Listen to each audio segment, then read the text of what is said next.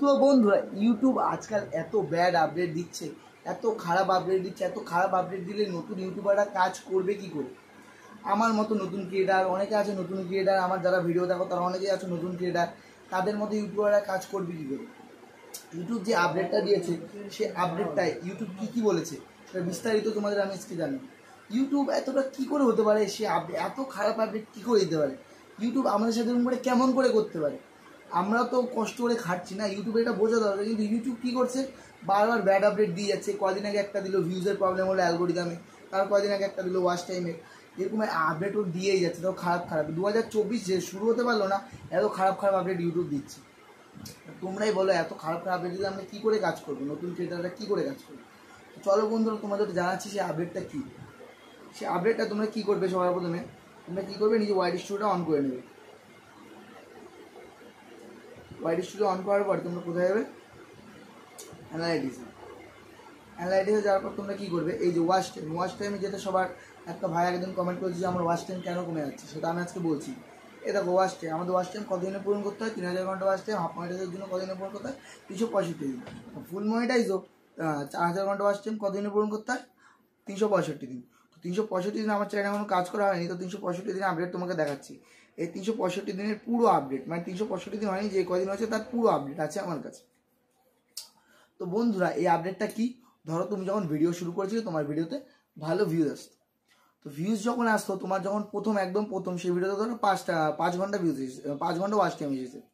এবার এখন যে ভিডিওটা তুমি ছেড়েছো ঠিক 365 দিনের মাথায়, সেই ভিডিওটা তোমার কী হয়েছে, সেই ভিডিওটা তোমার ওয়াচ টাইম এসেছে 1 ঘন্টা।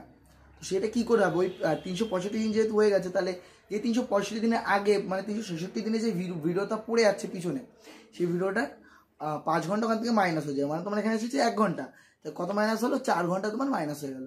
এর জন্য মনে হচ্ছে যে তোমার ওয়াচ টাইমটা কমছে, কিন্তু আসলে না, তোমার ওয়াচ টাইম কমছে না, মানে আর কি তুমি টাইমের মধ্যে নিজের ওয়াচ টাইম পূরণ করতে পারছো না, তাই তোমার ওয়াচ টাইম ওখান দিয়ে ঘাটতি করছে। তো আমি তোমাকে এখানে দেখিয়েও দিচ্ছি। আর তুমি অনেকে বলে যে আমার ভিউজটা কমে যাচ্ছে, সেই ভিউজটাও এরকমই। তুমি যদি মনিটাইজ করতে চাও, ফুল মনিটাইজ, তোমার কি করতে হয়,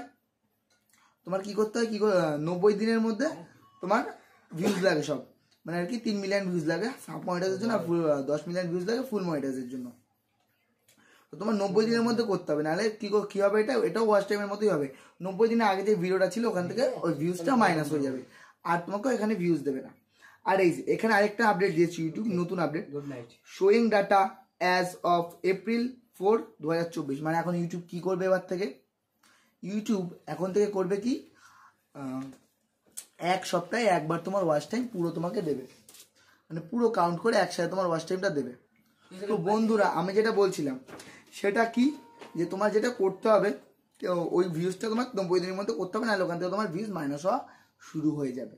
ওকে, এটা তোমরা নিশ্চয়ই বুঝতে পেরেছো। আর এখানে যেটা বলছিলাম showing data as of April 4, 2024, সেখানে তোমাদের কি হবে, এখানে তোমাদের হবে 1 সপ্তাহে এবার থেকে একবারে তোমার ভিউজ আর ওয়াচ টাইম কাউন্ট করে দেবে।